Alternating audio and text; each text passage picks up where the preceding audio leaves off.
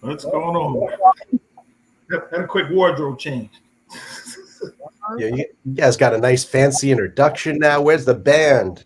Yeah. Yo, Mike got on that camouflage, man. You better watch him. Check his social media profile. Who What? is he really on social media? Wait, I don't even know what that means. What does that mean? I missed this. That had something to do Yeah. with recent news events. Yeah. Yeah, it's good. What's up with y'all, though? Nothing too much. Well, let's make the obvious intro. We got Noah joining us today as he kind of led it. He says he's joining in to talk some sense into us. Get you guys on the straight and narrow here. We got deviating all over here and stuff like that. So okay, so we'll start a little late. We may as well just jump right in. Hello, Tracy. See you joining in. Calvin, a few others there. Curtis.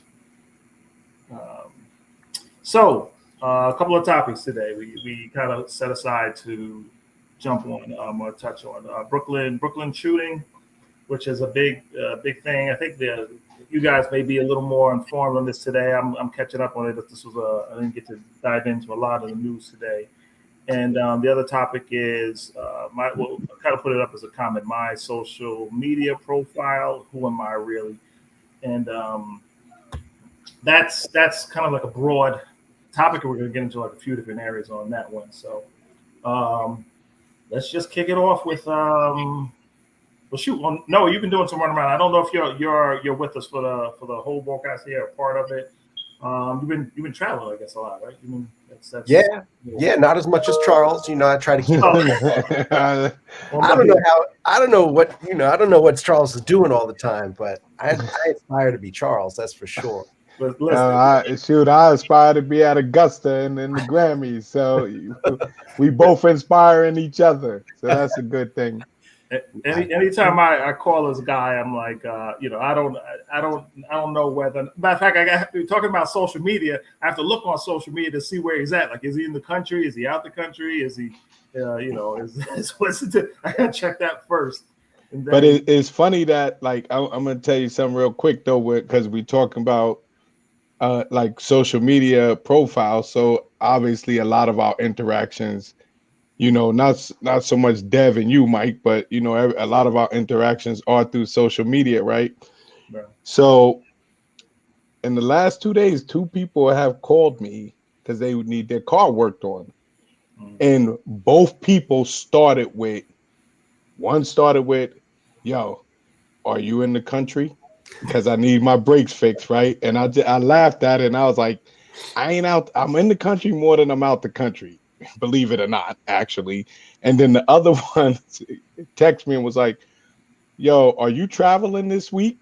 Because I need that. And I was like, yo, it's just funny because it really stems from social media, me posting pictures or whatever. But I mean, obviously the reality is I spend most of my time in New York. You know what I'm saying? Not traveling somewhere.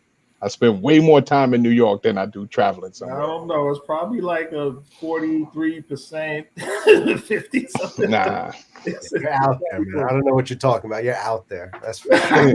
I know he's trying to downplay it, and I know, like no, I'm not here, not here. But we probably should. We were kind of starting off with what topic we would start off with, but we probably should get into that general topic first, again, because you may or may not have to jump off.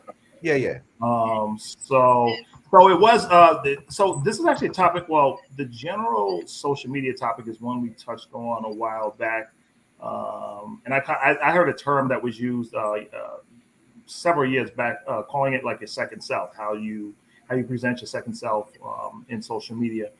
And so you kind of inspired like that's this additional topic today, because we wanted to touch on, again, something that everyone is always talking about. I noticed the post you did the other day, and it was, I think it kind of hit when a lot of people read it. It kind of it kind of took it to heart, because it's true. Like it's something that everyone is always looking at. It's kind of, we start our day off with this stuff, like, checking online to see if the grass is greener on the other side. And if it is, for some of those, you say, oh, that's great. And others, a little resentful and stuff like that, And for everybody, like the reality of what is being presented is often a little more gray than, it's a little more gray with what's actually going on. So, Yeah. um, I left social media. I left Facebook. yeah. In January. It just got to me. It just got to me watching how people behave, watching just what it did in my own brain, seeing what it does to kids, and going through my life thinking about what am I going to post? What am I going to post about stupid, trivial stuff?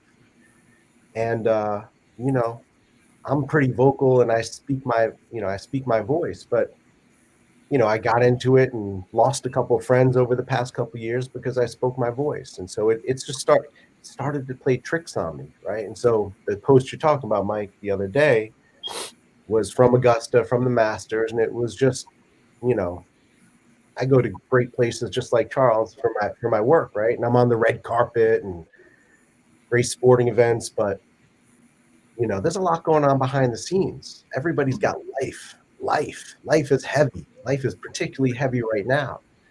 And I just think, it was playing tricks on me. And so I had to get away from it for a while. And I'm really worried about what these kids growing up, what's going to happen to them. What this world is going to be like in 15, 20 years when this entire generation has grown up not talking to each other in person, only through these social media interactions, only seeing, the best night of parties, or the best grades, or whatever it is, the best vacations. And I'm really worried about, what it's going to do to the kids growing up, because I'm a reasonably mature adult. Some can argue with that, but it plays tricks on me, I just think it's something we all have to really think about, what we post and how it affects people. And, the stuff I've posted on political topics, people have come to me and said, that's great, I'm glad you're saying that. But I've also had people come to me and say, have you thought about what that meant to me? And I think that's important that we all think about, not just it's important you say what you want, but it also affects people in ways that you may not anticipate. So I just think everybody needs to be a little bit self-aware. Well, that kind of spurs. So let me actually throw this question out to all three of you. Do you think so? Like you mentioned, there's a balance of what happens in life. There are the highs of events and traveling, and vacationing, and then there's everything else, family stuff, crazy things going on. You posted that you were concerned with visiting your father, and missing his birthdays. So a fair question might be, do you represent yourself? Do you think you represent yourself, or post a balance of what's going on in your life, or like everyone kind of well, I don't say everyone assumes, or is it just the good? Like, do we all just show just the highlights? Is there any balance in what you actually do? And I'm throwing out to, like, I'm kind of curious to see if everyone would answer that question and what you think about it. Well, let's start Dev around. You want to go clockwise, counterclockwise? Let's go clockwise. That puts me last, so that's good. I can wait to see what everybody. That puts you first, Dev. No, it's cool. My page is real. I mean, I talk about the good, I talk about the bad, I talk about what inspires me, I talk about what ticks me off. My page is real. Now, that doesn't mean that people can know me through social media. And what I mean by that is my life, my personal life is literally my personal life. But when I'm blasting something off, or if I have a thought, or if there's something I'm trying to convey, or if I'm just trying to, get people's opinions on something, or start a conversation, I use social media.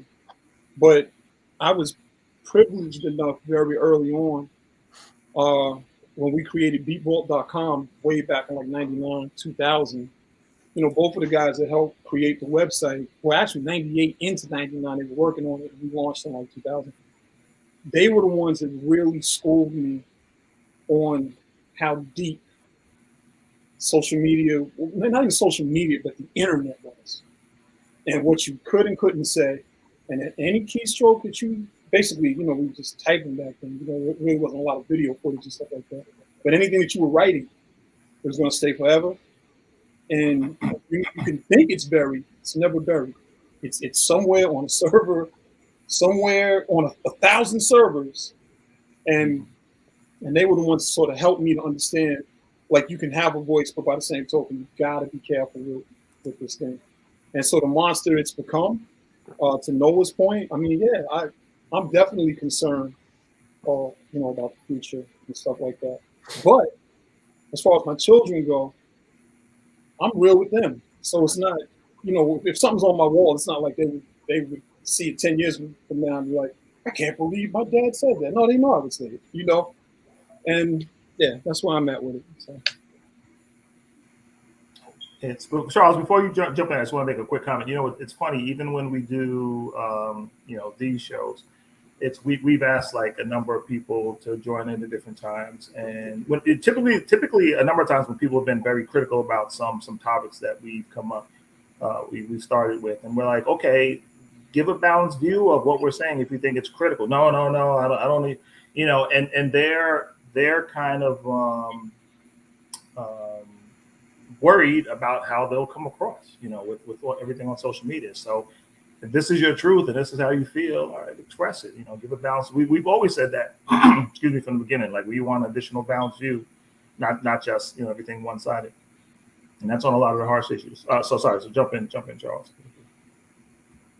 As far as my social media profile, I mean, I think it's a real representation of certain aspects of my life. I mean, like with anybody, I don't think it represents the totality of my life, you know, I mean, but what the part of it that it does represent is real as far as I'm concerned. I mean, I don't think I'm misrepresenting myself as far as what I choose to represent.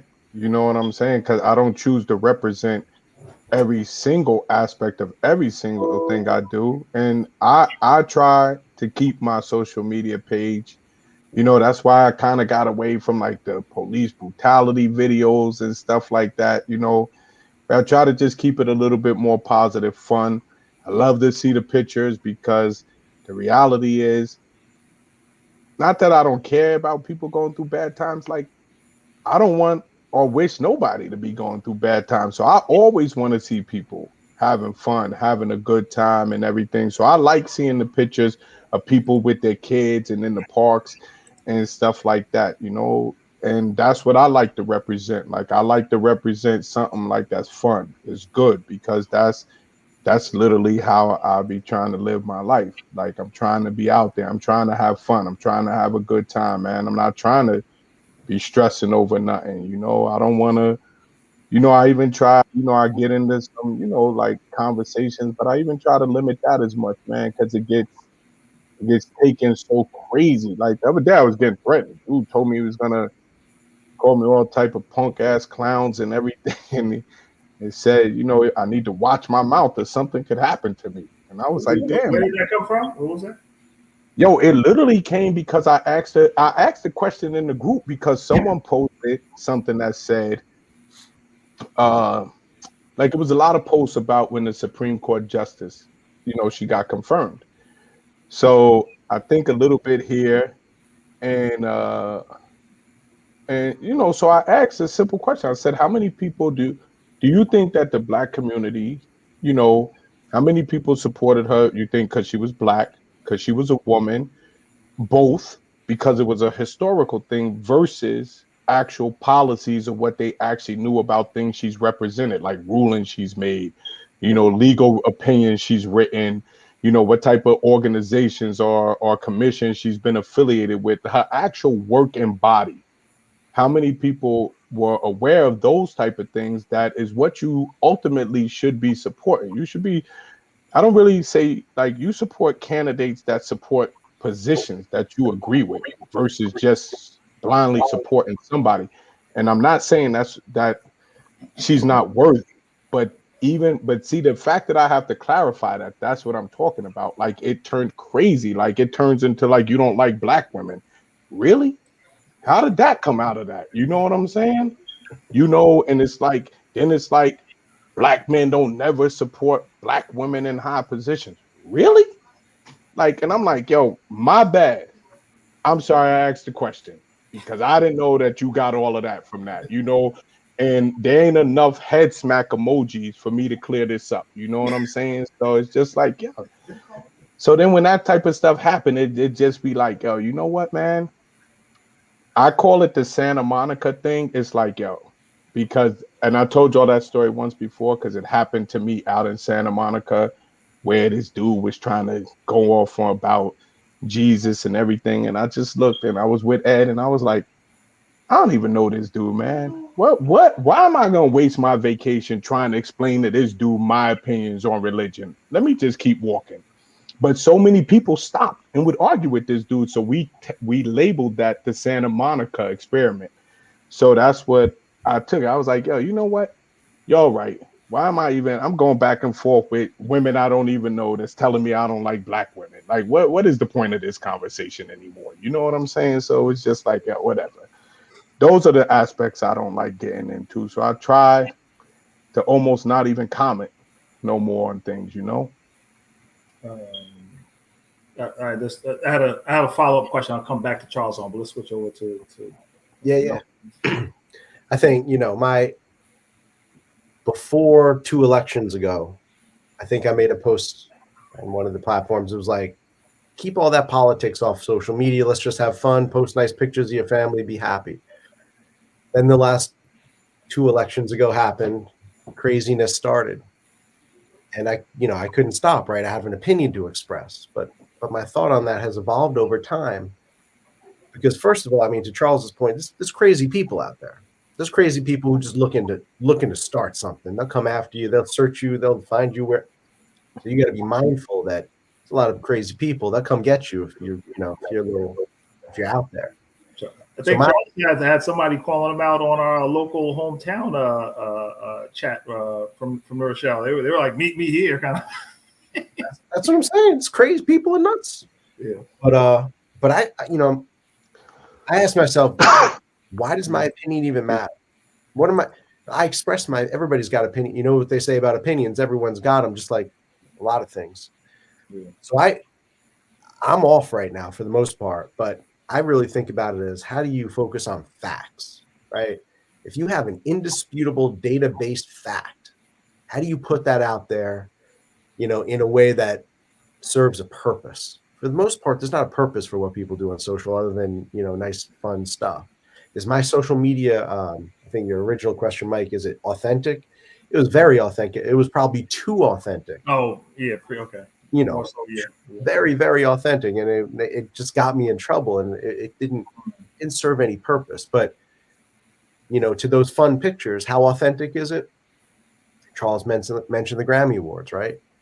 So I bring my life with me wherever I go. Everybody does. I'm at the Grammy Awards. You saw me post a picture of D Nice, right? On the red carpet with D Nice, taking pictures. My friend Ron Stutt. Do you know him? He looks at me. He's like, I know Ron. What's going on? I said, he passed away recently. He didn't know that, right? A couple DJs I saw that whole weekend. I brought Ron with me to each of those DJs. Everybody, they all knew Ron. They all knew who he rolled with, where he came from, the whole thing. None of them knew he passed away. So It's a nice flashy picture. But to me, behind that picture is a story of Ron, and bringing him with me wherever I go, and so that's what people don't see, right? Those are the things that are meaningful in life. So it's a nice picture, but there's a lot going on behind the scenes. And I still feel Ron, every day. It was a couple months ago. Only 6 months ago he passed. I don't even know what it was. But that's my authentic social, right? There's always something going on behind the scenes. And anyhow, I won't go deeper than that. And you can't snap a photo of that. What was I gonna say? Yeah, a picture's worth 1,000. That you always hear that expression. A picture is worth 1,000 words, but it all depends on who's writing the story to it, though. Everybody see that picture. Somebody see that picture and they see D Nice the celebrity. You saw that picture, and like you said, it brought a deeper thing to you. It's like, yo, like, my man should be here, or this. It's a different thing, and everybody's writing their own storyline to the picture.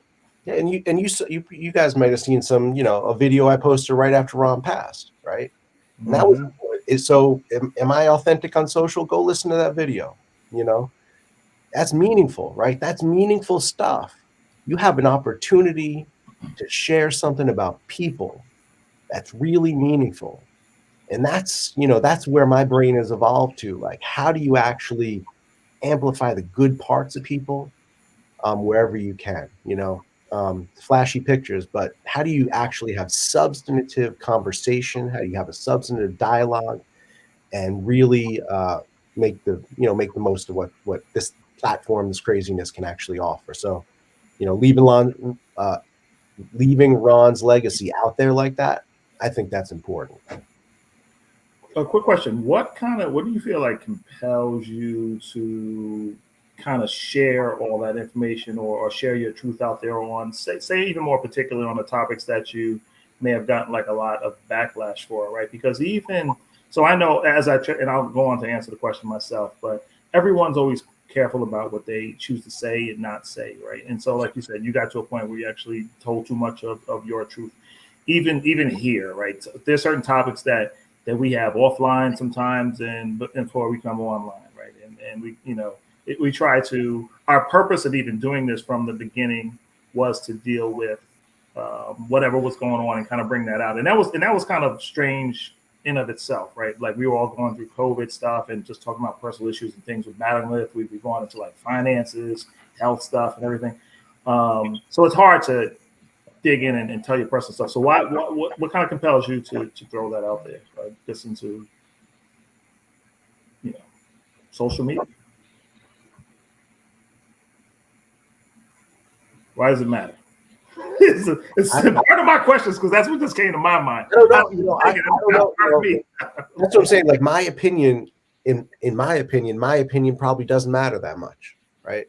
But when there's somebody meaningful, or I think I can help somebody, that's when I'm thinking about it, right? How can I leave a legacy for a friend? How can I help people think or feel that they're not alone in feeling alone, right?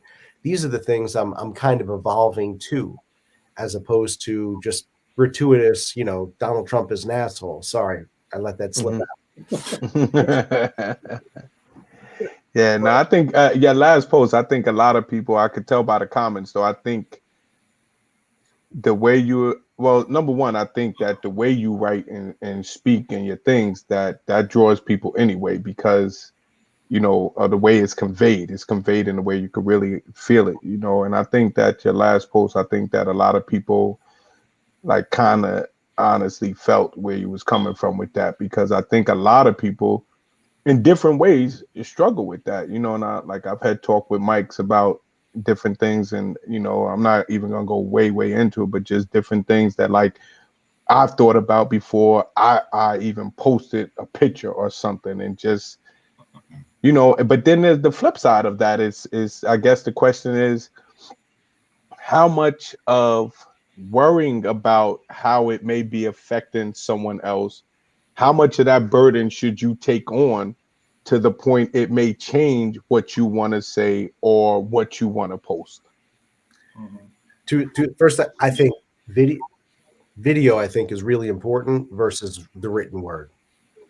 The written word can be misinterpreted a lot easier than somebody's expressing their opinions through their authentic voice. I've come to believe that. But I think it's really important that you think about how your words affect other people. Do unto others as they say, and speak unto others, right? So it doesn't mean that you can't feel what you should feel, that you shouldn't feel what you feel. But I know things that I've said and things that I've written on these platforms have hurt people that I care about, and that's not my intention. And I think whatever I have to say is not as important as a friendship. That's for sure. That is 100% for sure. Nothing I can say or write on social media is more important than a friendship that I've had for 10 years or 50 years. And I'm not willing to say anymore. I'm not willing to sacrifice a friendship for an opinion, because everybody's got an opinion. Something I just thought about as we were talking, kind of going through this. I realized something about the four of us, and even when I was asking you why are you compelled to do that, one thing I realized that with each of us to our own whatever degree, I know I do. Like if something's going on, I feel compelled to do something about it, right? So if I go around the squares here, if I look at Deb, I think of I look at things I know Dev has been involved in, things that he does, things that he cares about. And if something's going on, Dev will be miserable if he can't do something about it. Like he has to be involved in it. He has to act on it. If it's a conversation, if it's a cause or something like that, like he's all in, right? He's in 1,000%, right?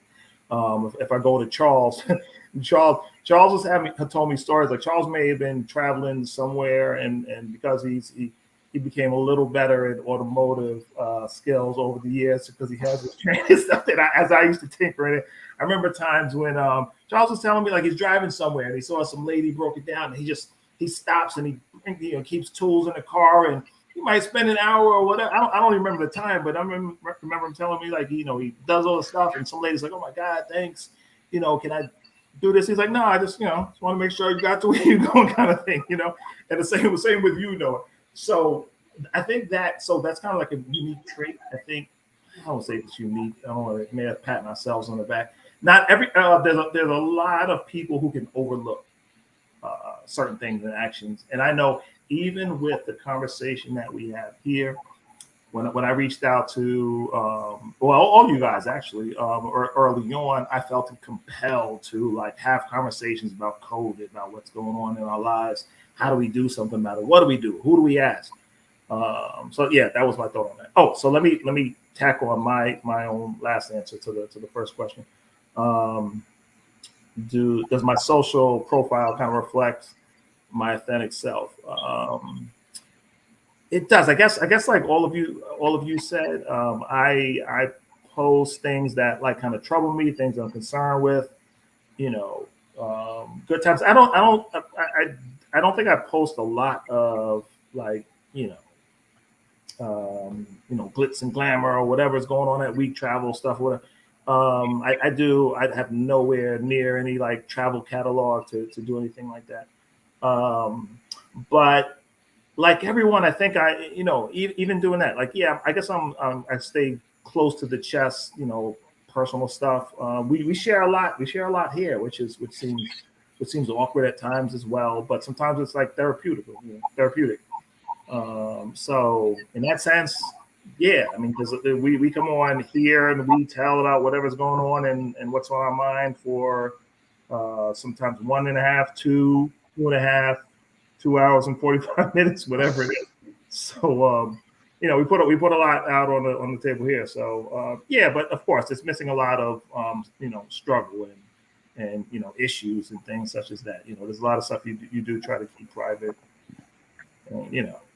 So can I ask you a question? Have you all ever been on here and without watching the old clip, thought about something you said and was like, damn, maybe I shouldn't have said that? I mean, on this, on a live, on a video, anything on social media, before you watch it back, it's like, then you can watch it back and have the confirmation. Yes, I do that every day at work. Every day. There's at the end of the day, I'm like, oh, I should not have said that, because sometimes I'm that guy. I'm that blunt guy at work. It just comes out and everybody's all corporate and all tight, and I'm not that guy. Yeah. Forget about social. I got work problems on that front. Yeah. But and you know what? That's an interesting point, because I wonder how many people like what kind of piggybacking off of what Dev said is how many times does that affect what you're going to say because you're worried or you have a concern about, say, a job or whatever, and how your social media profile can be viewed of something you said. So like almost to the point, does it restrict you from saying things also that you feel maybe need to be said, or that you wish you could say in maybe a different way or something, you know? Yes. Yeah. Yeah. There's a lot of things I want to say. And as much as I do say, there's a lot more I want to say, but I know better. And I know better mainly because something one of you all said a little earlier about, I guess, it might have been, about the interpretation. And even when we're doing these lives, sometimes when I go back and I read the comments, I'm like, well, I really meant this. Or what? Why didn't you understand that? But you really, the good thing about being on here and us talking the length of time that we do, especially when everybody's chiming in, a lot of times we can sort of hash through things and get a better understanding.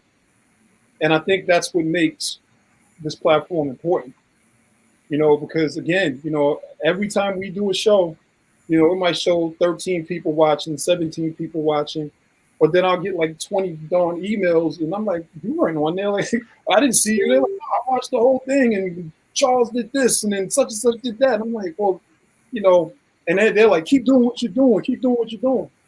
So obviously, social media in this light, it has a purpose.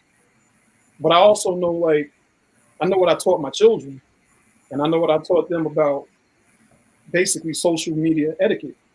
But it was also what was taught to me, and was also some of my negative experiences. Like Noah, I used to go in about politics. I used to go in about hip hop. I used to go in about, anything, and not realizing I'm writing this stuff. And then people are calling me like, "Oh, what in the hell is wrong with you?" And I'm like, "Nah, you didn't see it like this. That's not what you said." Then I go back and read it. I'm like, "Oh, shoot, yeah, I just sort of flipped that because my mind saw it one way, but however it came out my fingertips, it didn't equate." You know what I mean? And then that emotional up and down when you're writing. That's what I had to learn to control. Because man, I used to be heated at people on so I'm like, what do you mean? And I'm flying off. And then my phone is ringing and I'm ready to argue with them. Like, no, you don't see what they just wrote. They're like, no, I'm talking to you about what you just wrote. Yeah. Hell with what they wrote. Look at how you're reacting. So it was a good, it's a good lesson. It's not going anywhere. Social media is not going anywhere. It might be 5D social media in like a few years, where you like this whole conversation will be like we're all sitting at a round table, like with the yeah, like a metaverse. Yeah, like a metaverse. And so we need to get used to it and get accustomed to it. But whenever we move on to that other topic, I saw something, and I was going to say this, throw this in here really quick because of the way my thinking is. But they were saying like in a minute. There's a strong chance that a lot of things that are uncensored are definitely going to be censored once you can start relating like terroristic acts to things that are like placed in social media. And I was thinking about it, like I could see that in this light. We don't control these platforms, man. I mean, these are not our platforms. We're utilizing services for these messages. But then the other side of it is once they start, or if people start getting prosecuted because of what they write on social media, which right now can go into like, oh, it's just my opinion. But then if there's like a real consequence that happens behind it, even if it was unintended, what the domino effect could be. But I'm not trying to, shift out of what we're saying. I'm just throwing that sort of out there because I was really thinking about it. And again, I mean, the other day, like last week's show, like, there was this one thing, I'm not even gonna bring it up, that I said. But like, a few people called me and was like, yo, like, I wasn't feeling what you said. I was like, really? It was like, nah, like, you sort of seem rude. And, that was the sentiment. Not everybody used those words. Sometimes when you're talking to, your folk, you can use choice words that, bar talk, you're sitting around, having a conversation. And I was trying not to let my ego kick in because I was like, I don't think I said anything wrong, but I had to really pause and think about what was being said, because if these individuals are calling me, they care enough about what I'm saying and they care enough about me to say something to me to make me look at something with a wider lens. So Man, we're talking about stuff, but we're editing out, so I don't know what we're talking about. It's like, kind of messes up the whole thing. Damn. What this? I'm saying, damn it, why we gotta edit? Can't talk about it. Can't talk about it. We can't talk about it. What the hell? A couple. Some information is not worth knowing, man. So when they come and ask you, did you know? You can honestly say, I didn't know. A couple years ago, my dad's birthday, sticking with that theme. So dad, he's probably 88. I'm like, what's the most important thing you learned in 88 years? He said, discretion. Mm-hmm. wow. There's a time and place for everything. And the difference between a child and an adult is discretion, right? And sometimes we become children again because we got to get it out. But I think about that all the time now. Discretion. It's a simple word. And if you think about it, whether you're dealing with your wife, your girlfriend, your kids, social media, discretion, understand where you are and what is appropriate. Doesn't mean you can't think it or say it, but there's a time and place. Simple as that. Definitely. I may have a general idea. We're not jumping into it. I may have a general idea what you're talking about with that conversation, Dev. But what was I gonna say? Lost my train of thought here. It's age. So yeah, I guess we're all particular about what we say and what we can say.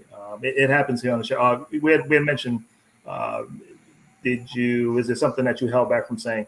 And I remember doing it like a few weeks back as well, because we were getting into what could be like touchy subjects. One of the subjects, I'm trying to remember the title, we were referring to discussion on non-nuclear families. We were mentioning that we had grown up in families that you had not traditional mother, father, brother, sister kind of situation. And we were having a general conversation on that, but it's difficult to get deeper into it because then there's a lot of life and emotional stuff that goes on with it. So I remembered asking a few questions in that, and I was like, okay, wait, let me stop. I don't know. I know it's because it's just a tough topic, right? So that's the editing. I think we're kind of talking about from on that one topic, right? We can show a picture and a vacation somewhere, but all right, what about some tough life stuff that we have to deal with? We're gonna put that out there just the same. So again, and not everything is everyone's business as well, right? So what? Period. Did you all see that TikTok video? It's a guy that's like, he's on a skateboard riding around the inside of a pool. And the caption basically read, show everybody your TikTok video when you're at your lowest point. But nobody knew it. That's what it was. But nobody knew it.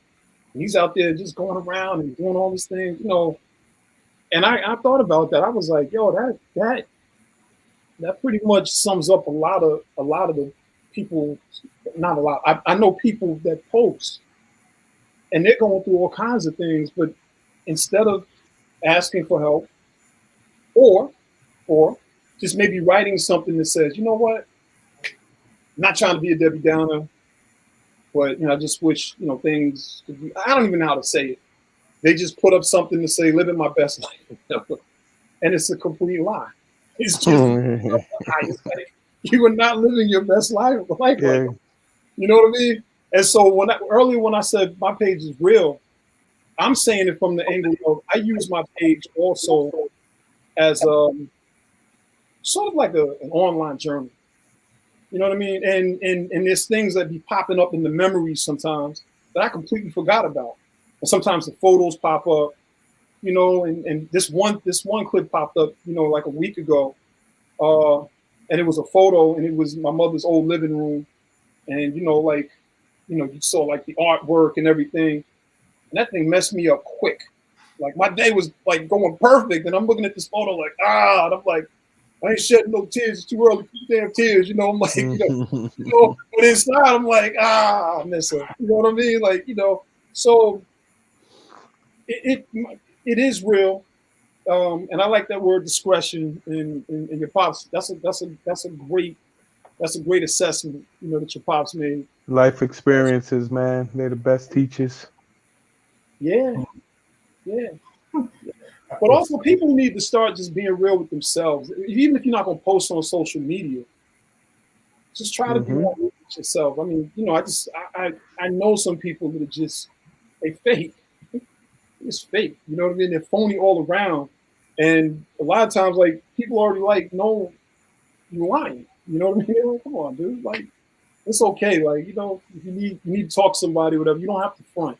You know, we did that in like elementary school, junior high school. You know, try to act like you got a big bag of candy when really you got like one bazooka in your pocket. You know, maybe an apple in the bag. Trying to walk around like you're candy man. So you don't got no candy. It's okay. You know, but Yeah, that points on the screen right now is, I think, is important, right?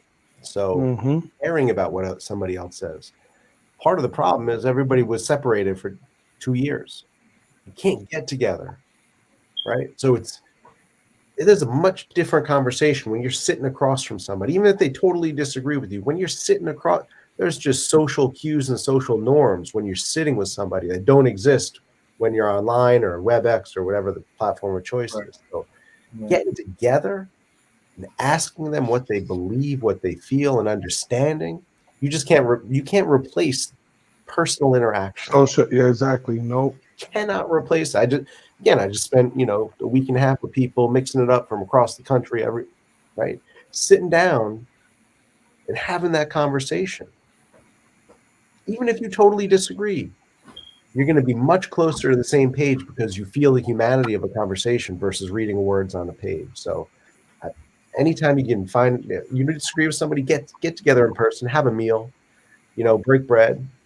And I bet you're going to find that you got more in common than apart. Yeah, and you 100%. And I always say that. Chuck, I'm sorry. Just as you're saying it, can we go back? Lee had another comment too. I just want to read it about the Yeah, she had something else there. Yeah, I had posted it up there. Social media, right there.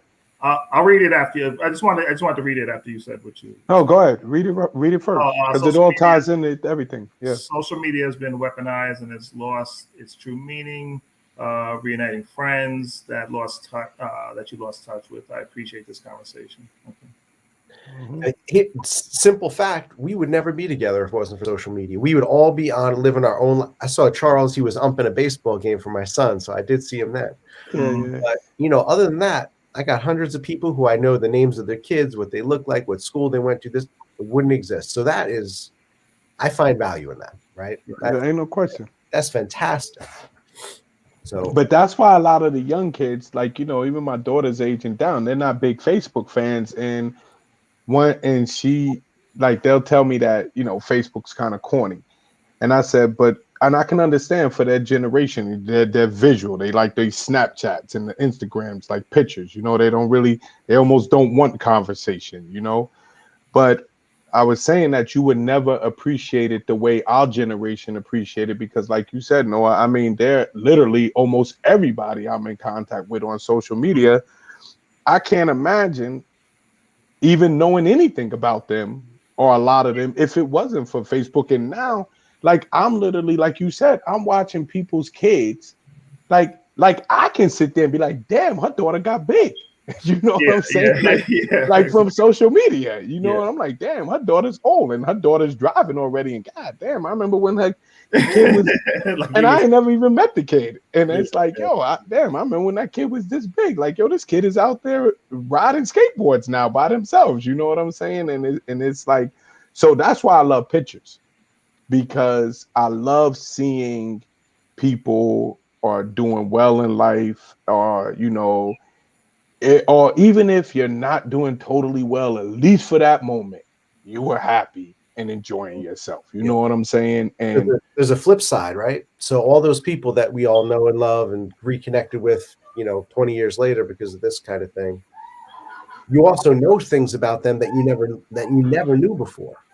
True, indeed. You believe what? Yeah. Oh, exactly. Yeah, definitely. Like, you're my friend, you're my boy, we grew up together. You believe what? Yeah.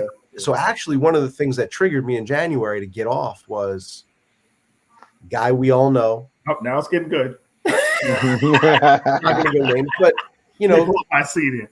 he's on vacation in Florida, right? He's posting beautiful pictures of his family at the beach, whatever it is. And so, right, here's family.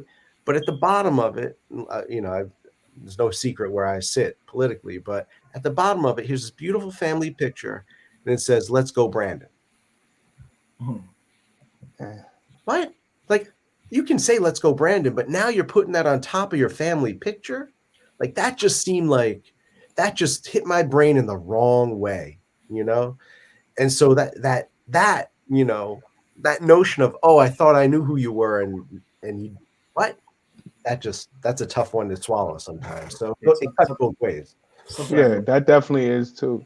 But you know, and I think that people have a tendency to remember you from, even with social media, you kind of remember people from the point in time that you knew them, you know, or where you were at with them. So, you know, sometimes it's even hard to see somebody like, all right, this person is actually 40, 50 years old, you know, and obviously opinions and realities evolve over time, but you kind of always remember a person initially from where you last knew them.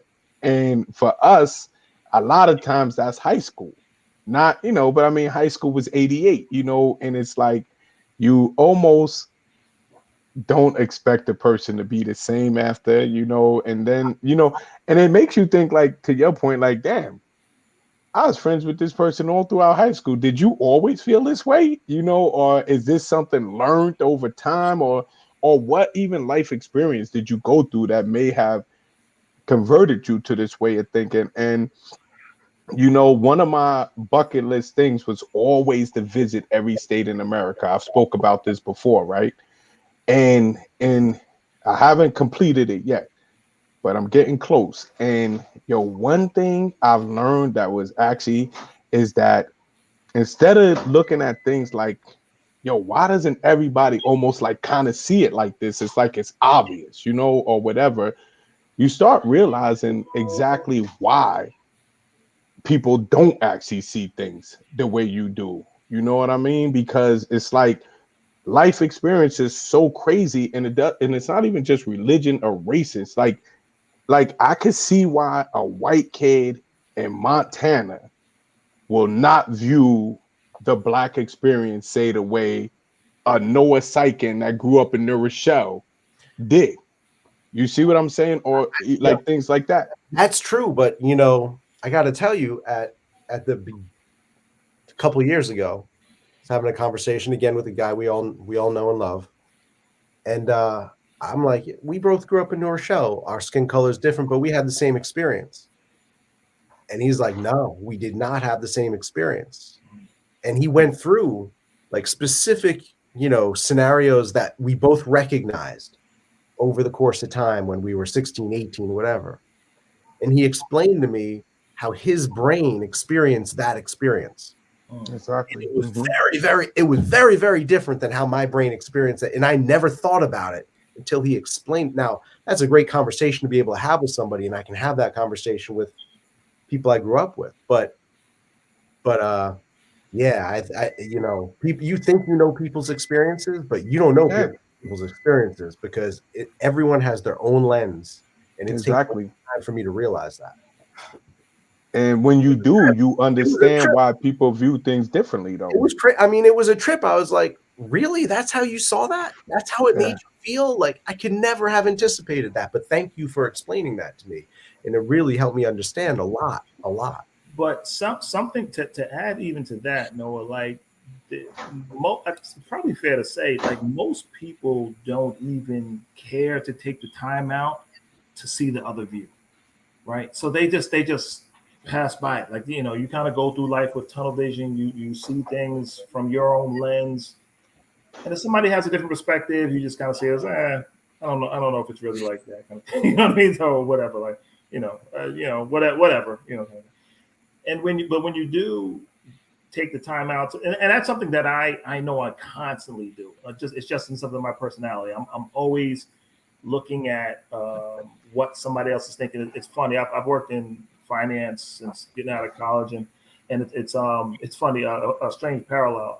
I was working for a company, and it was a guy at one of the subsidiaries who did a major screw up, right? And I'm having a conversation with the CFO of the company, and so this guy made a big blunder, right? Another well, I can't remember what his position was, and I'm sitting there, and now this is a business perspective, but the same thing carries over to a personal life, and I'm racking through my brain. I was like, what would have made him make this decision to do this? Like, how did this happen? And I'm thinking through, I'm spending all this time thinking, and I said, oh, I got it, right? I said, I understand why he did it, right? So I remember went into the to the CFO's office, and so I explained, I said, you know what, I just realized he did this, and this because of that.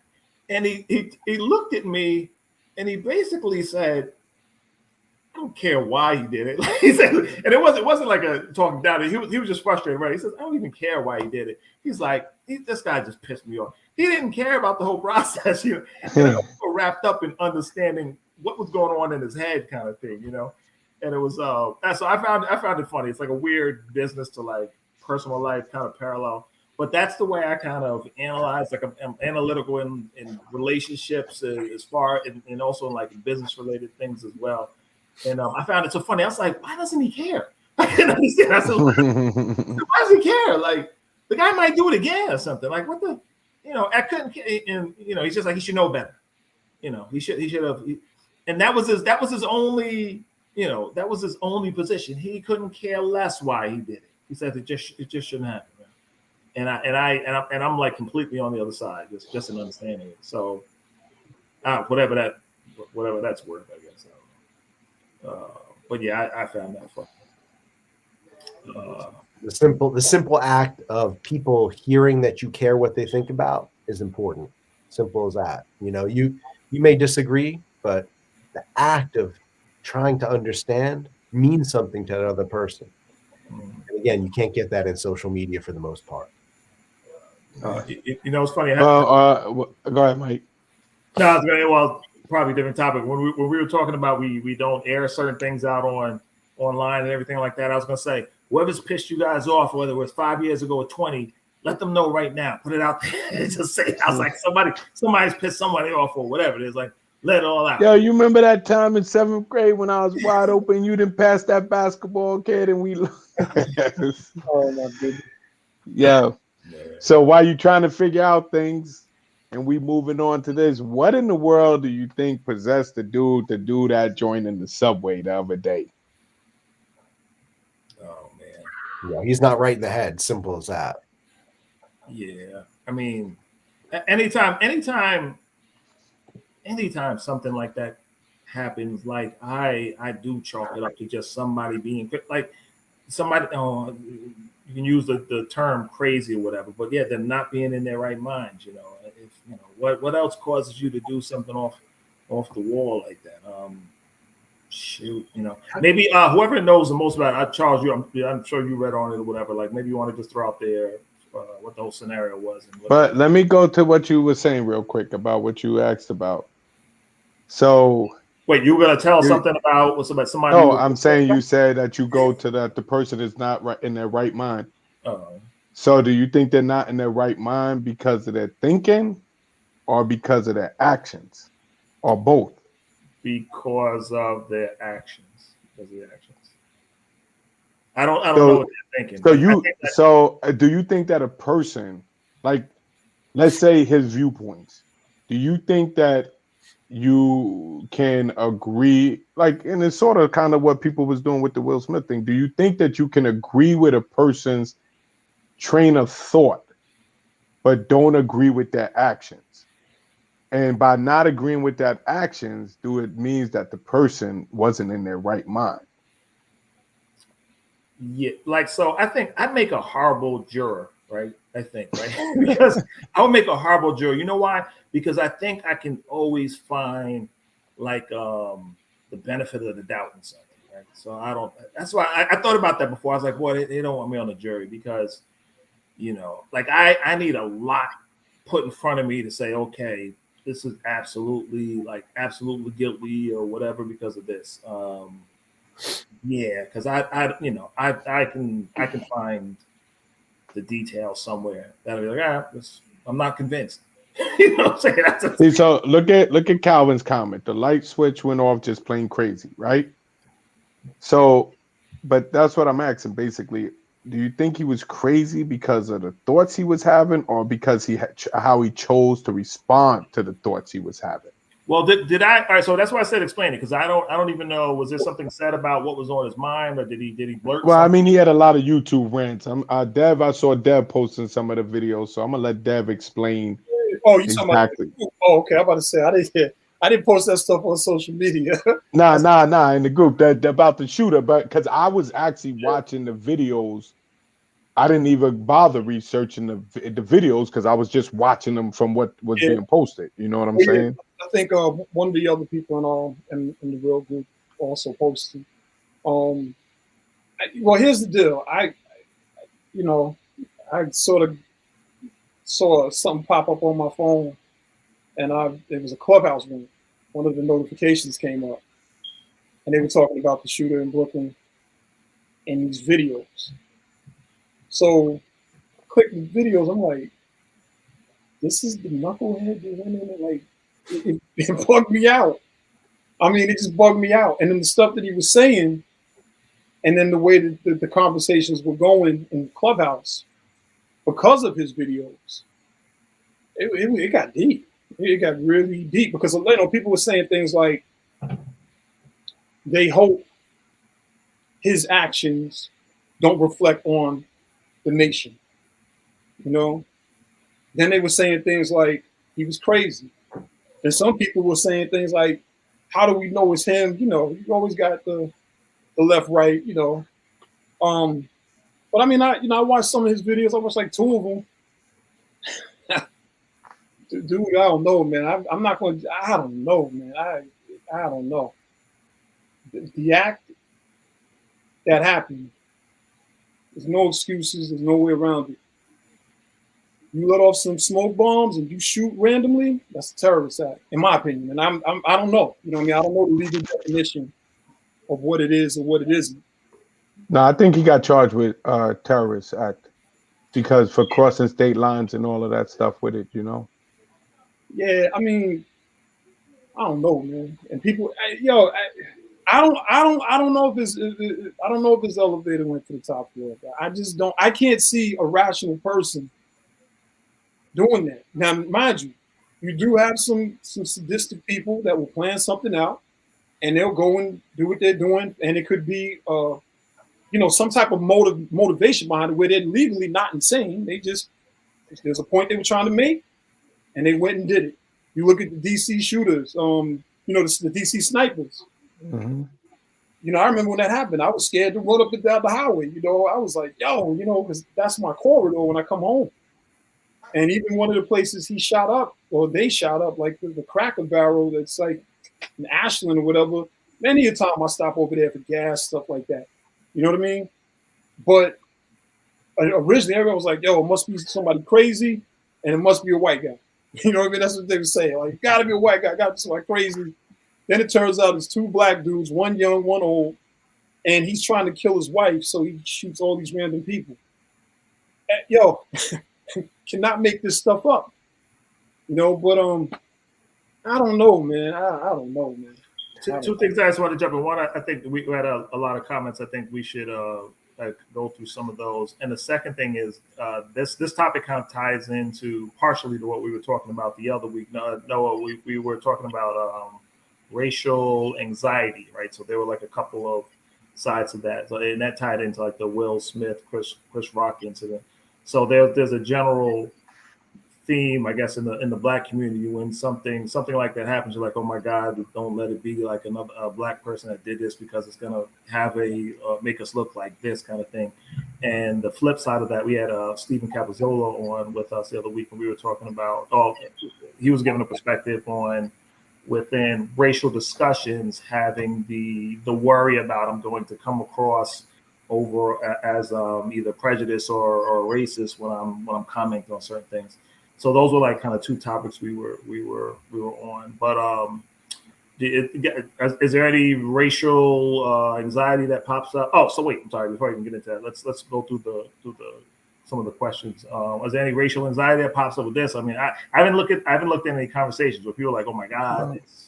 Well, I mean, I think that when there's a mass shooting, I think that historically, since it became a common word, I think that we tend to think that the shooter's going to be white. And in this case, obviously, I mean, this guy's not white, right? But you know what I thought about, honestly? And I guess this plays into racial things, that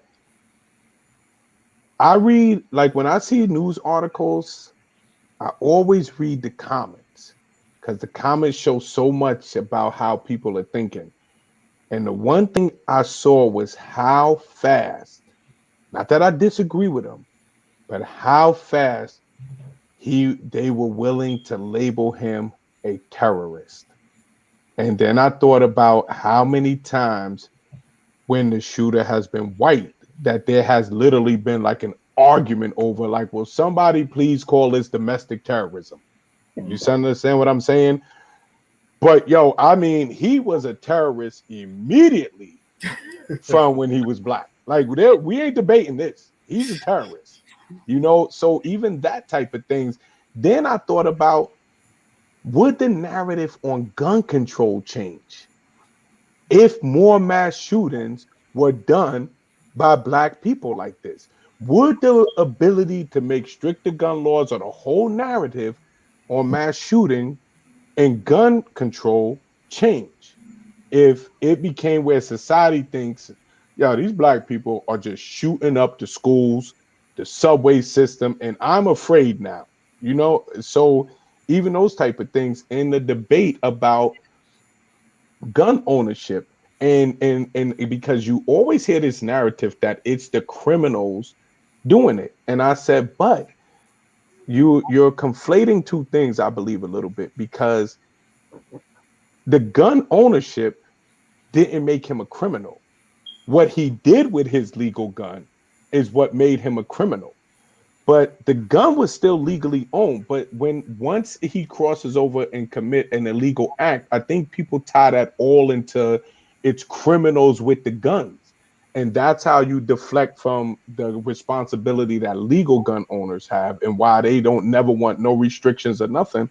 But I'm like, this guy owning a gun wasn't illegal. What he did with his legal gun was illegal. So that's a legal gun owner that just did that.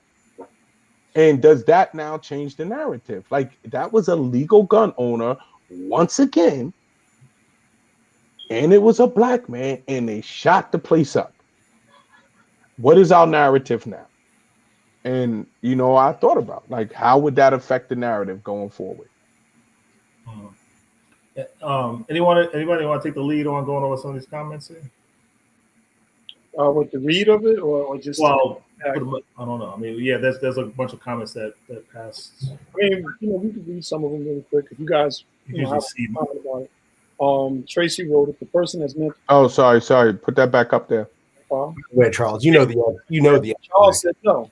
Charles said we're not going to. But the person has mental health issues. One thing they tend to have is an issue with rationalism and decision making. Absolutely. What would you about to put up, Charles? I was putting up this. It's something about the man of color. Something Sungay had wrote. Because he was a man of color, they may charge him with domestic terrorism. But what about the guys in Michigan that tried to kidnap and kill the governor? 4 white men that got off when they attempted to subvert government. How is this different? Yeah, if I'm gonna get in trouble on this whole thing. I know I'm gonna get in trouble. Go ahead. You're not formally on Facebook anymore. Who cares? Oh, Calvin, let me just answer before you go in on that. Calvin, he was a legal gun owner because he did not have a felony conviction. He had prior arrest, but he did not have a felony conviction at the time. They said the gun was legally purchased in Ohio in 2011. So you are not barred from owning a gun unless you have been convicted of a felony. An arrest doesn't bar you from being able to own a gun if there's no conviction of the felony associated with it. Charles is our legal researcher. Boy, he is go ahead. Sorry, you were saying something before. Right? Sungye brought up the Michigan bit, so she kind of bridged topics here, but I'm going to bridge. If everybody who charged the Capitol on January 6th was in my notes. as a black man, we'd be in a whole different situation right now. Exactly what's in my notes. You know, I mean, give me it's Charles asked the question before about gun rights. He knows the answer. That's why he said it. You know, these are not questions. These are just things we don't want to admit to ourselves. I literally wrote when Charles was talking January 6th. I wrote Colin Ferguson because this is all the stuff that's flying out of my mind, you know. And again, you know, going back to the racial anxiety talk, we know what it is. We just know a lot of times what's not going to happen. And it puts us in these weird places because ultimately, again, all we're asking for most of the time is equality. We're not asking for anything more. So if those guys in Michigan did what they did, of course they should be locked up and under the jail and charged with all kinds of terrorism things. I've been to the Capitol numerous times. And, you know, even before like January 6th thing, walking in that big place and seeing what it is, I'm just going to say it like that, it bugged me out, like literally sitting there watching like C-SPAN that day, whatever it was, and seeing people go through the windows and seeing this stuff. And I'm like, isn't this Washington, D.C.? Like, isn't this place supposed to be one of the most secured places in theory on this earth? And this is happening like nothing's gonna backfire. People not gonna lay down. Like in my brain, I'm like, that woman, who was driving, she made a U-turn in front of there and made them, you know, whatever it was. They shot her. She didn't go in the building. She didn't break a window, but they shot her. And so again, you know, all we're talking about is equality. And sometimes I'm gonna say this as far as the racial anxiety. Part of the reason that I don't even know if I want to comment at this point on what took place is because I can always think of 4 or 5 other things when it was white people or somebody of another race that did the same thing or worse, and it's just not portrayed the same way. And it just leaves you stuck. It's like, damn if you do, damn if you don't. Because for what he's charged with, if he did it, he's wrong. Do what y'all got to do. He's wrong. But ultimately, it's like, well, damn, can we just see this across the board? And that's when we get into the wishful thinking. And it just gets frustrating because you're like, So it just creates these moments where it's like, well, how do you even respond to something? When you know something is wrong, you know it's wrong. And this is another thing I want to say on this platform. If you go into a barbershop, pretty much anywhere in America today, in a black barbershop specifically, melanated barbershop, I guarantee like 80% of the people in there was like, that was crazy, man. Why would he do that? That's just dirty. Wow, he's wrong. Well, you know. But if you look on social media, people are just like, they're quiet. And I don't think it's because everybody knows he's wrong. People are saying he's wrong.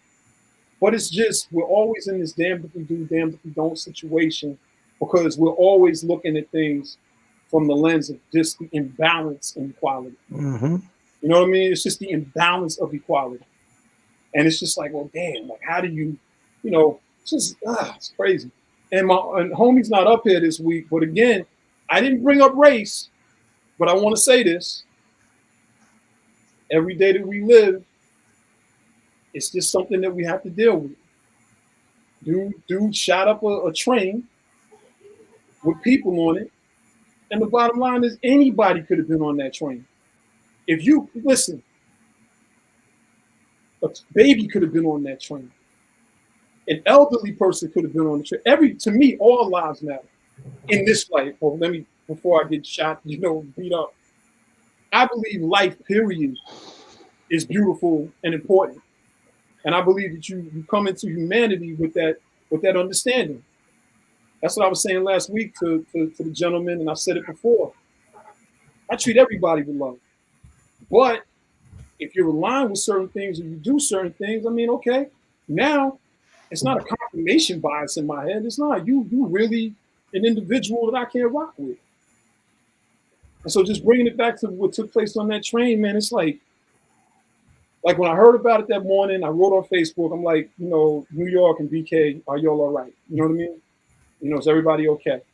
Then my homie Otto, I hit him up on Instagram, and he was like, "Yo, I'm working on a movie in London. You know, I'm good," but it was a concern of his. You know what I'm saying? Like, yo, wow, what just took place? And it's just like we're constantly reminded. Let's really quickly say this. We're constantly reminded, especially after 9/11, that anywhere we're populated, you know, that's populated, anything that happens like this is like that, it's going to be super magnified now. Like you know, it's going to be. It's not like when we were younger. If somebody did something crazy like shot up the train or cut people up, yeah, it might have made the news, but it doesn't have the world impact now because of everything that is taking place. So I don't know, man. As a New Yorker, I got to tell you, I was just happy that it was only that it was only this incident, and apparently it's, you know, lone wolf doing crazy things, right? So as a New Yorker, I'm just sensitive to, are they going to find 10 of these people around the city and everything's going to go into lockdown? Yeah. But I'm also surprised it doesn't happen more often.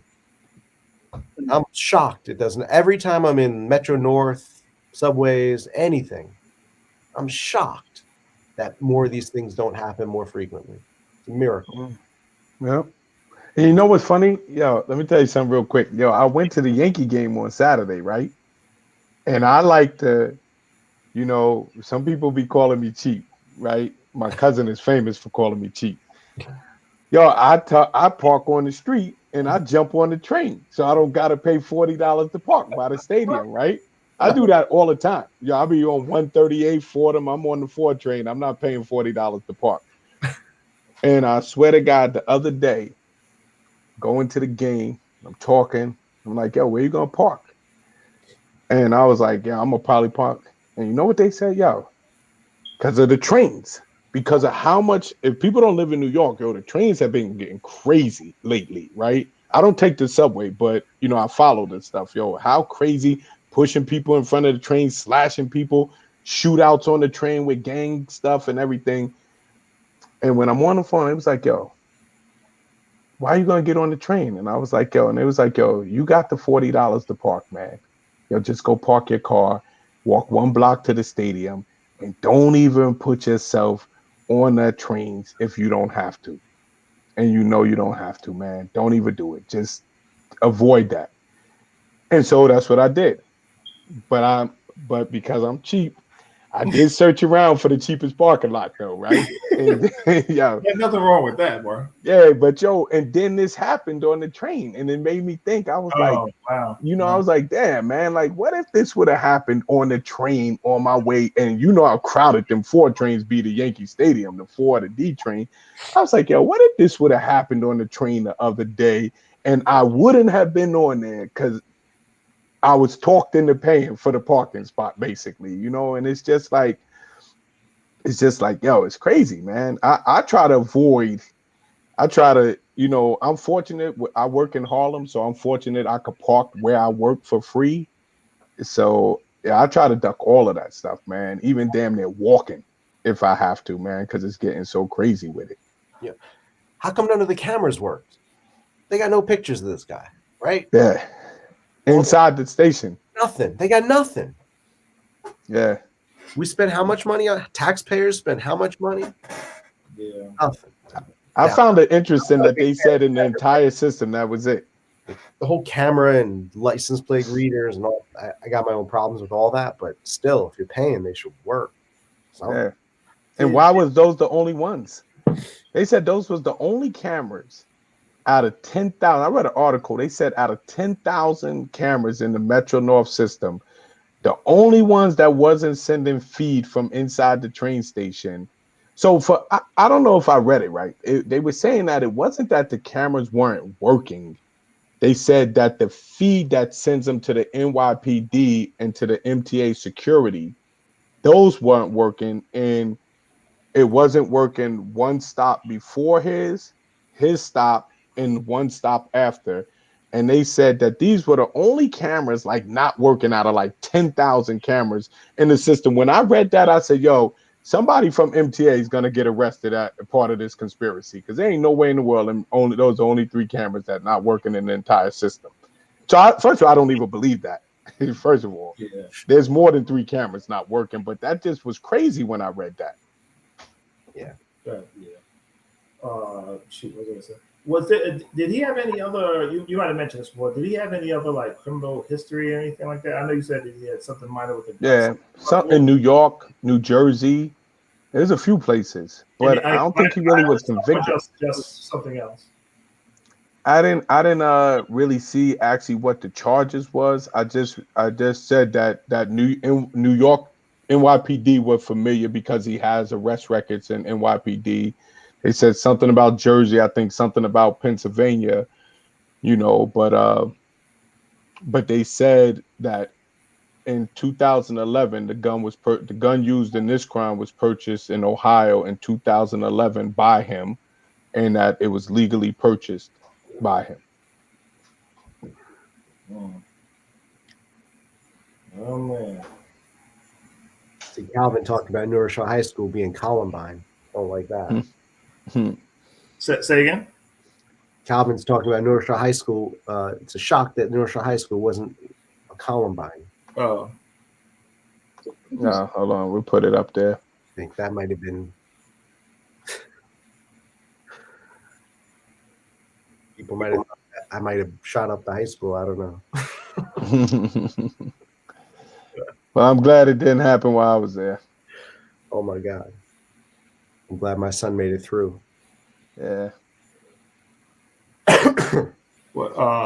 Back to, I'm a bridge way back. He said, is it the thinking that's wrong, or is it crazy? So ask yourself that about Ukraine. Ask yourself that about Putin. He thinks the Ukraine is part of the old Soviet Union. He thinks he has the right to think that way. Is that wrong thinking? I don't know. But he's crazy for taking the action that he has, right? Sending the crazy people into the Ukraine. So you can think in a somewhat logical, rational manner. The difference between thinking and action is where crazy comes to life. And to add to that, the criminal part, somebody said was somebody rational or not? I think it's when the criminality is involved in it. It's did the person know that they were doing something wrong, or whatever, right? That's what, at least that's what comes on into play on Law and Order or something like that, right? Did the criminal or person know what they were doing is wrong? And I guess that's where you kind of you argue the fact of whether or not they're actually crazy, like were they out of their mind, where they thought there was nothing wrong with what they were doing. And that's why, 9 times out of 10 for me, like somebody doing something so crazy, like then, I would think like they're not in their right mind, right? They're not, who else would do something like that? Like the situations that have happened years ago with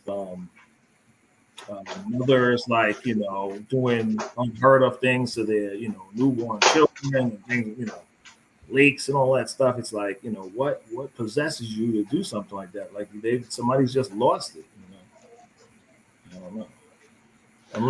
But I think they lost it in the sense that they just reached a point like, I don't care what the consequences of my actions are going to be. I don't know how much a person has really lost it. I mean, from a legal standpoint, you got to be like sociopathic to not be able to tell a difference between right or wrong. You know what I'm saying? So a defense of like criminally insane is very, very hard to be successful with that, because most people can tell the difference between right or wrong.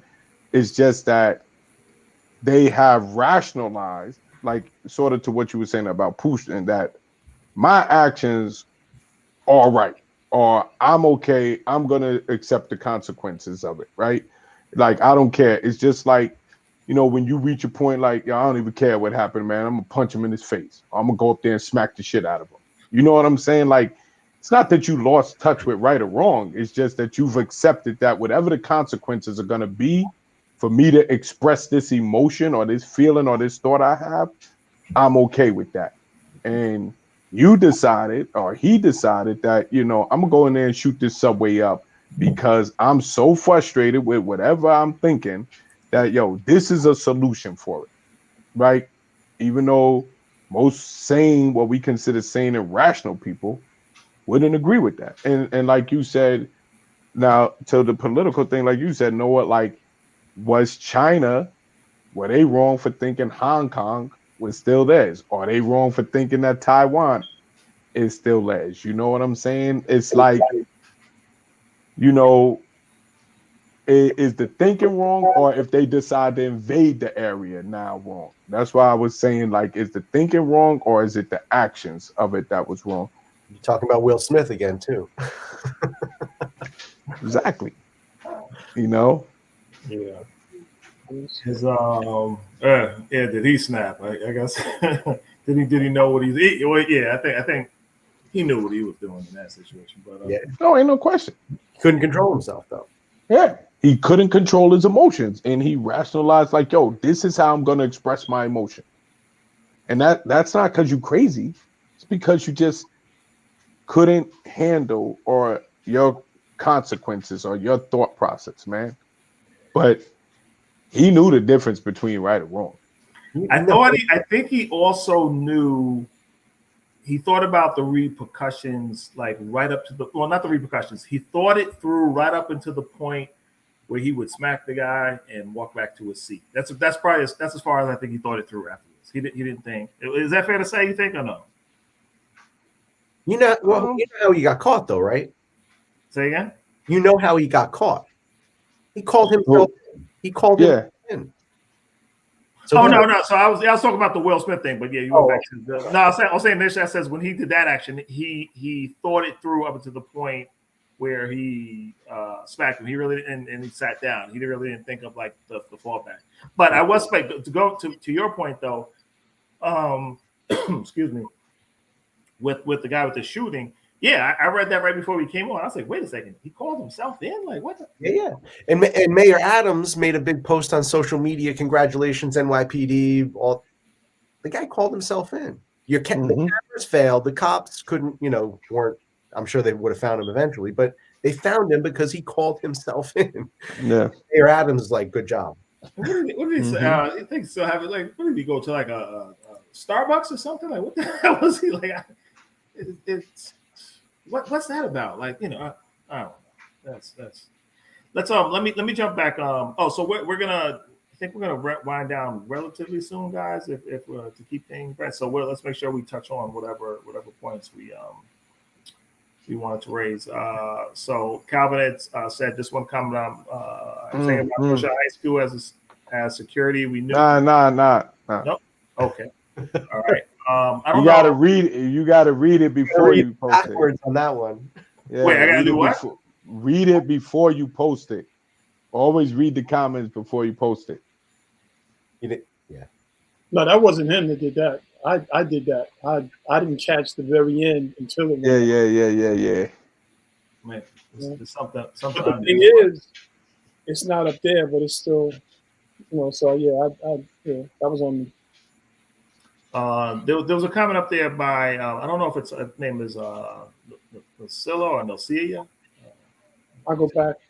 Here it is. Starts off with to the point. On equality. Young group of white people destroying property, breaking store windows, turning cars over, burning cars over sports.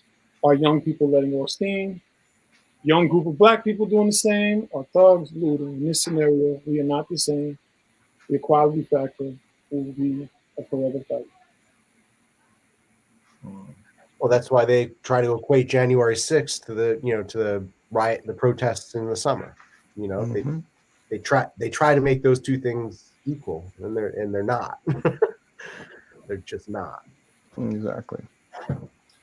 And you know what? And you saw it even like when you go back to, like, if you remember the OJ case, and just like where Dev, I think Dev, you were saying something. It's not that black people are sitting here like this dude did something right. It's like, and I don't even have no problem with you call them terrorists. It's like, so we don't want to excuse him. It's more of like, why isn't it the same when it's not? So it almost put people, and I think about like the OJ case at the time. It was almost like not even that people really thought he was innocent. You know, it was more like, well, you know what? Well, we gonna get off like you all get off. You know what I'm saying? It almost had that type of feeling to it. You know what I'm saying? Yeah, no, that's exactly. I mean, not to speak for everybody, but yeah, I think that's. I ain't bet nobody tonight, Matt. What was that?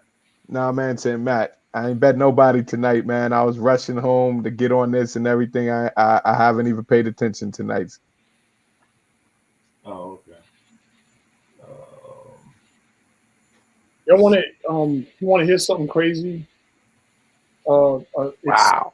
It's a sad part of New Rochelle's history, but and I think I was like in the first grade when and I mentioned this years ago, maybe 2 years ago, when they had the Neptune shootings. Yeah, the Neptune shootings right there where I haven't been home in a long time. What is that down by the Boys Club by the bridge? Now Home Depot, something like that. Yeah, Home Depot. By down by the old diner. They moved it. Yeah. Street. Yeah, it's Home Depot's down there and a Costco. And yeah, okay, where Costco sits, that used to be Neptune Moving Company. And if you Google the Neptune murders, or if you Google Fred Cowan, you'll see it. You'll see everything that happened. And Coach Joe Johnstone, God bless his spirit, he was one of the responding officers. I didn't know that until after he passed away. Like the New Rochelle Police Department wrote up this big thing. And that mass shooting was like one of the shootings apparently that sort of set a tone nationwide on how shootings were going to be handled. Basically they took it to learn from it. I'm gonna say it like that. But it happened right there, like where that Costco is. Just an unfortunate part of it, of our history. Yeah, and didn't they have some type of shooting at the K building or something back in the day? I don't know, but sadly, I know a lot of people. Unfortunately, the K building. A lot of people, man. Well, maybe that's what I'm thinking, but because I just remember really? hearing like tragedies associated with the K building in New Rochelle. Yeah, because I know growing up, man, I didn't even like going by the post office for a few years. This one is Wayman. I would cross the street and go over to the banks and then keep going. I didn't want to walk by the K building, man. It used to sort of freak me out when I was a kid, man. I'd leave Trinity, be walking up North Avenue to go get a slice of pizza or something.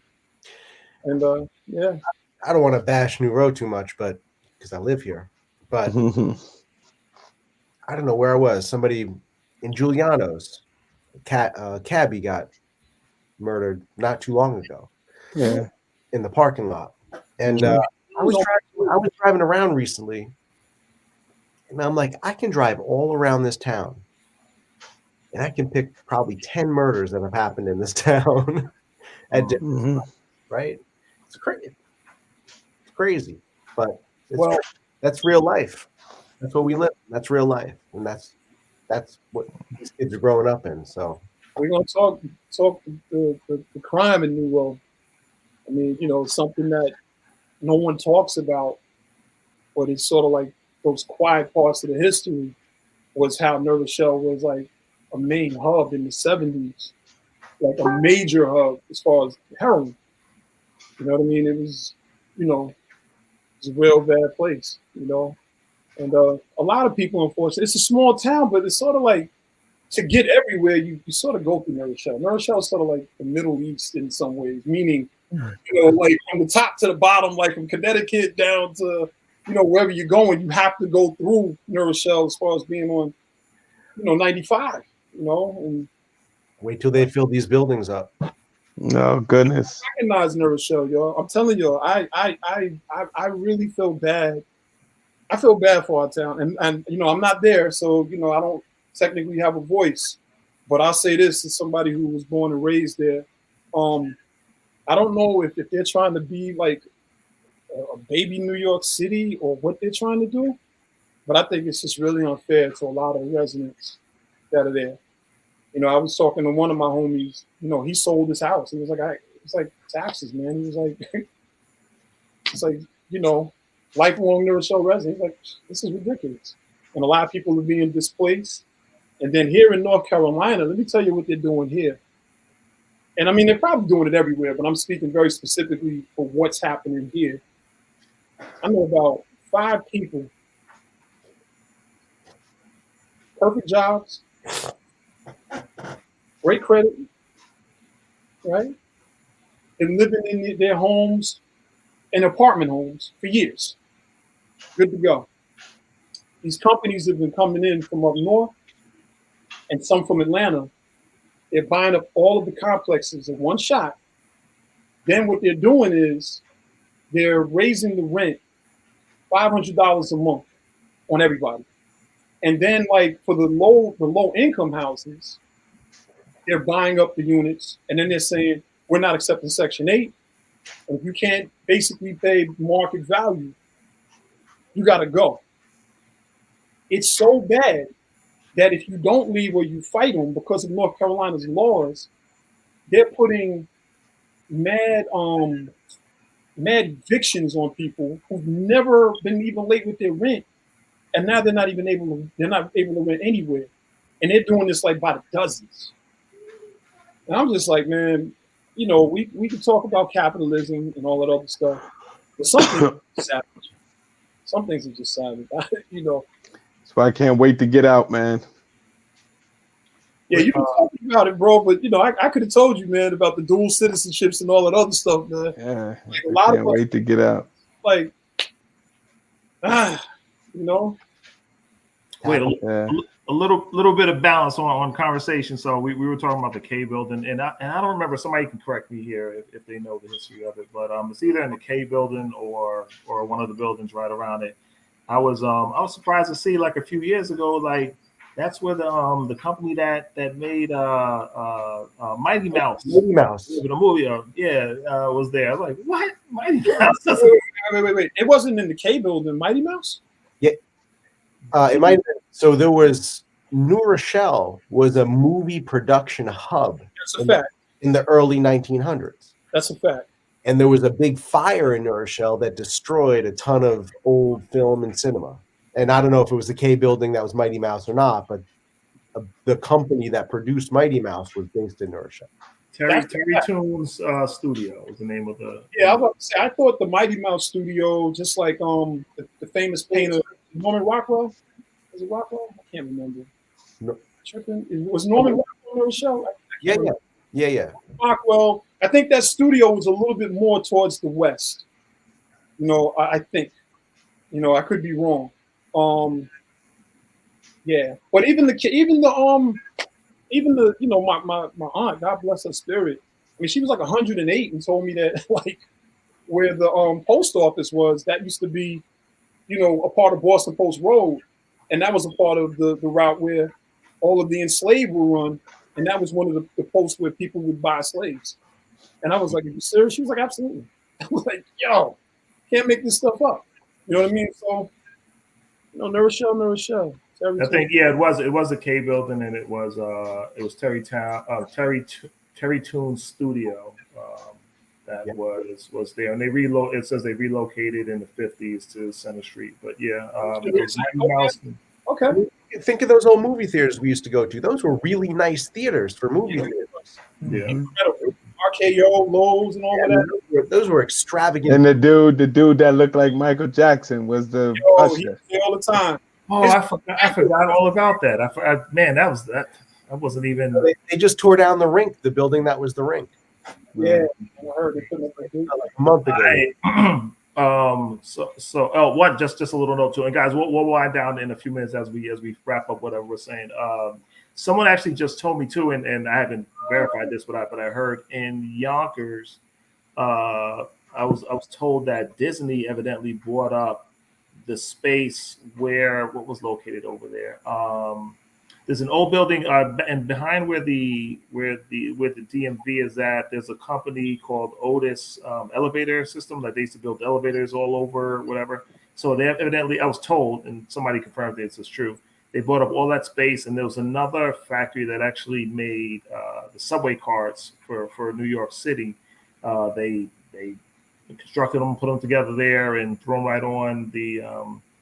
I guess they shipped them down toward the city. And evidently, it's a huge lot over there. But I was told that they bought up that and they're turning that in some type of studio over there from Disney. Mm-hmm. So something I heard. I don't know if what the deal is on it. But anybody else? What are we missing? Any hot topic before we? No one wants to get something off their chest from something that someone did to them in second grade or something. Come off your chest, Mike. Every time you do that, that's like what you got, Mike. Bring it, man. I'm out of it. Come on, Mike. What you want to get off your chest, Mike? Yeah, I was trying to instigate. Mike didn't ask that question 3 times. I was trying to instigate something, So what you gonna do, Mike?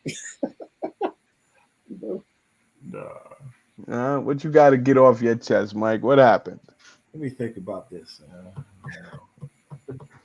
You asked if anybody remembers Eddie from McDonald's. I definitely remember.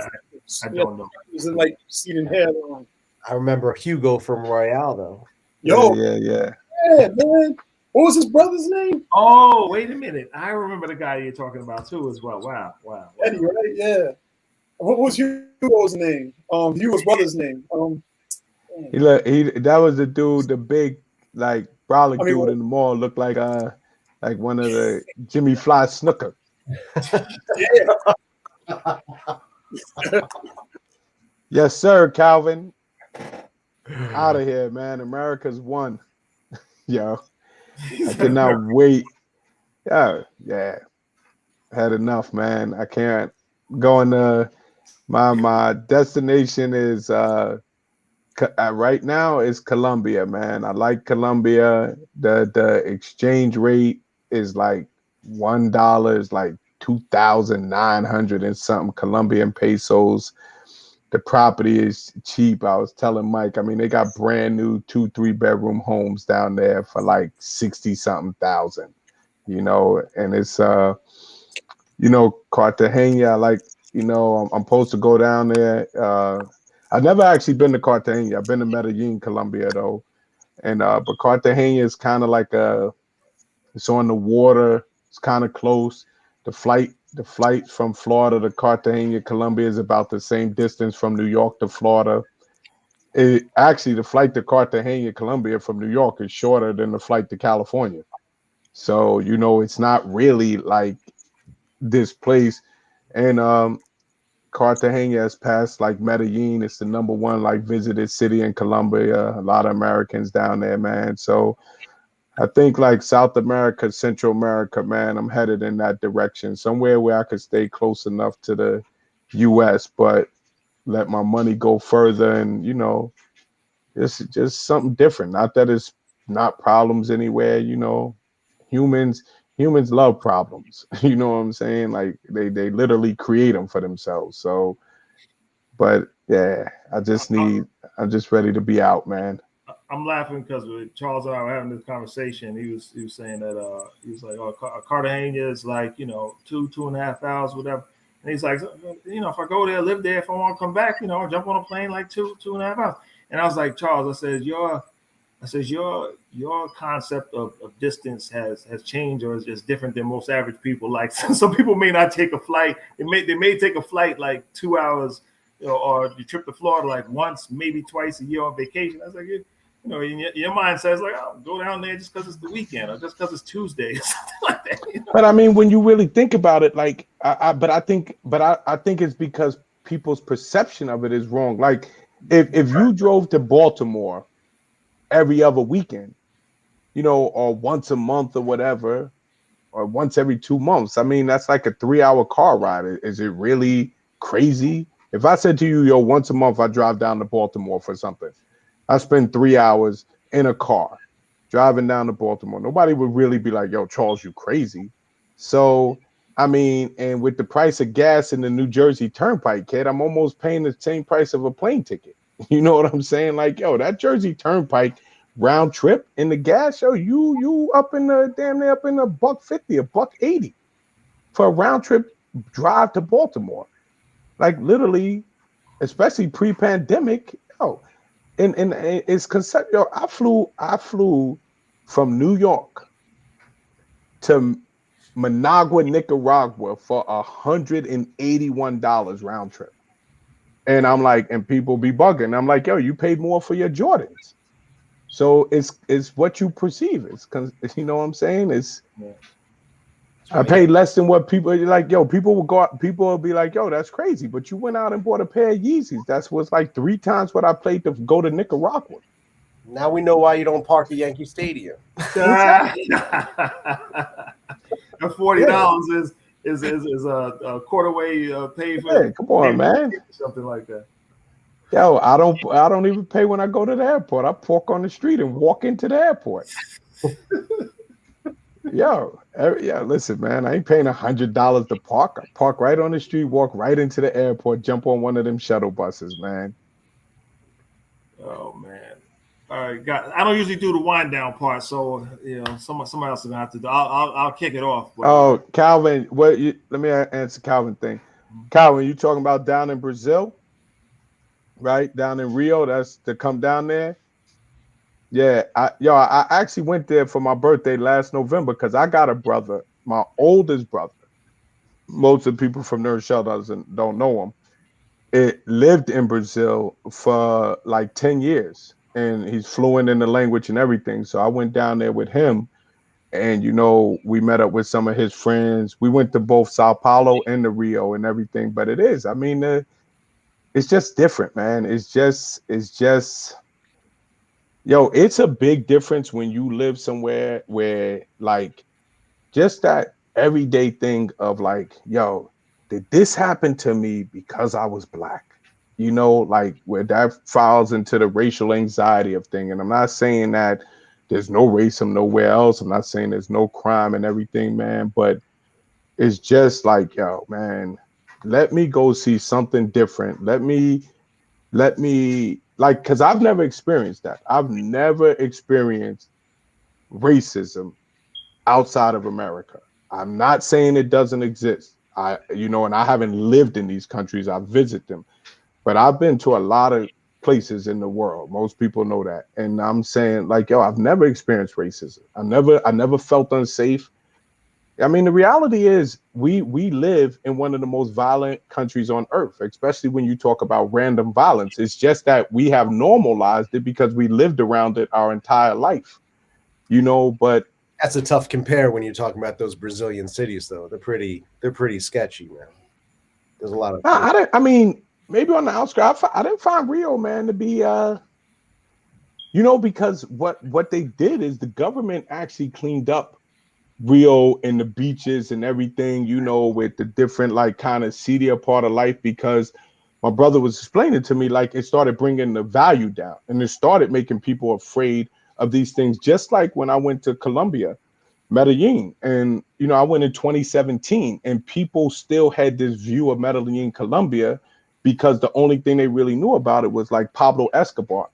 And I'm like, yo, it's 2017. This man was killed in 1993. And people were still thinking about, and it was just, I don't know, man. I just never felt unsafe anywhere. I've never felt unsafe anywhere that I've ever traveled to. I never felt like they like racism or anything like that. It just felt cool, but like I said, it's, I'm there for 7 days. So obviously that's not a great, data pool, but it's a start to make me consider these type of things, and I'm just, I'm going, man. And, like I said, at the end of the day, worst case scenario, come back. You know what I mean? Yep. Yeah. All right. Anybody want to touch on anything else? Thanks for having me, guys. All right, guys. Thanks for your participation, man. Yeah, Yeah, man. no, it's Oh, been a welcome back, good man. chat. No, definitely thanks for joining in today. I know you were juggling a few things, so hopefully we didn't go too long here. All good. Anytime. Good to be with you guys. All right. Yo, next Wednesday, man. I don't know what we're gonna do. What's that mean? Yeah, I mean, I know because next Wednesday I ain't gonna be. Oh. See, I can't even say it. Next Wednesday I'm gonna be taking one of those 2-hour flights that I treat like they're nothing. I gotta go somewhere real quick. You gotta go somewhere real quick. Yeah. All right. Well, I guess we'll see. We'll see where your destination is when we look on Facebook and see the pictures. I'm Detroit. I'm going to the Yankee Detroit game out in Detroit. Oh yeah. Next week. Yeah. But I got family out there. So I'm also going to see family and go to the game. And plus, you might have to run to the store, so you figure why not go to Detroit to go to Target or something like that. Exactly. Yeah. Now I'm going to see family, but I timed it so when the Yankees would be out there, they'll be out there next week. So I'm gonna go catch the game out there and go see my family. Sounds good. All right, everybody. Thanks for joining in. Thanks for chiming in. Appreciate all the comments and input and everything. See you guys. We should be back next week. All right. Yeah. You